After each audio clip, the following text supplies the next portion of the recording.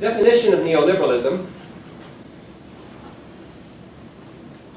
we have this idea of, what is neoliberalism? Some people talk about it as a set of policies, some people talk about it as a discourse, other people talk about it as a rationality. It's kind of a way of thinking, if you like, in general. But it's certainly associated with these four elements in the last 30 plus years in different nation states around the world: the reduction of the welfare state, privatization, regressive tax regimes, and the deregulation of financial markets. What's interesting about it is there are a series of sort of interrelated factors. It's not just one thing, if you like. And so I find it helpful to sort of go back and look at neoliberalism, because it's become, for many people, I think, just an all-purpose epithet to sort of insult people. Some people might use essentialist.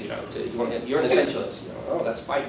Fine about that. But here we have neoliberal, and so I thought, that's so neoliberal. I put this up because I've actually had conversations with people where they use neoliberal as an adjective, and I asked them, why is what you're talking about neoliberal? And I'll give you an example. I was talking to somebody about rigid exam systems. Right? They're talking about rigid exam systems, very quantified rigid exam systems. And I thought, well, the Soviet Union had a very rigid exam system, right? Very hierarchical. And so was the Soviet Union a neoliberal state? Right? And so then we get into this sort of thing where, how are we using this word?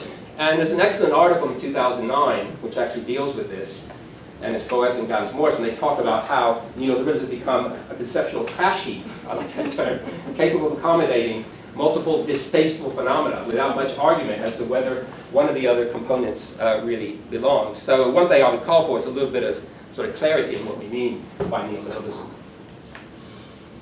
Neoliberalism is seen as a slow burn. We could go back to the 20s and 30s, in fact, to the beginnings of thinking about neoliberalism. In an article in 1953, or was it 1951, I can't remember, Milton Friedman actually used the term.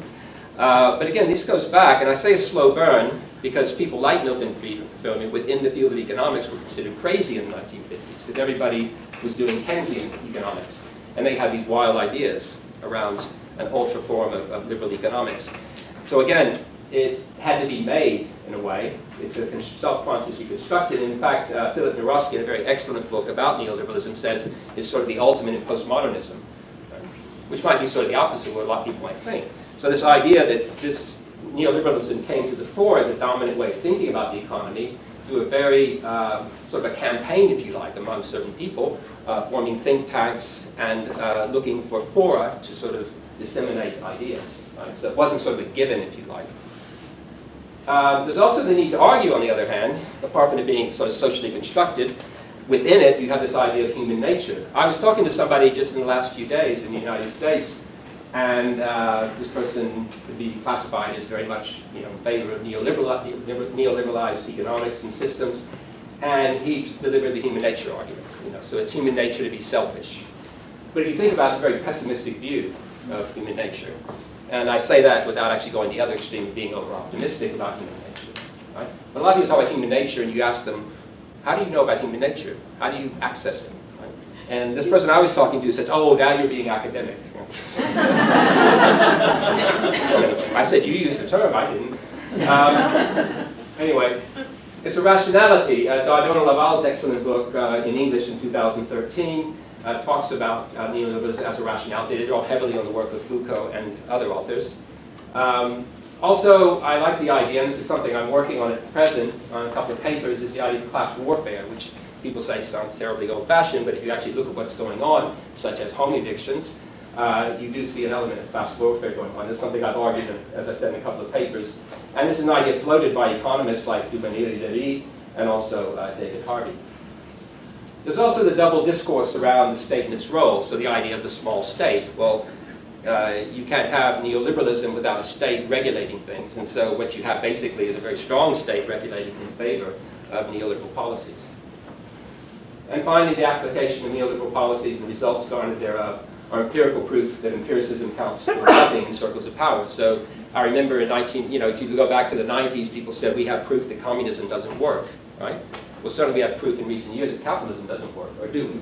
I don't know. But again, Crouch's book is excellent about this, about the strange non-death of neoliberalism. So the solution to a neoliberal-induced crisis is more neoliberalism, which is what we're living in Europe right now.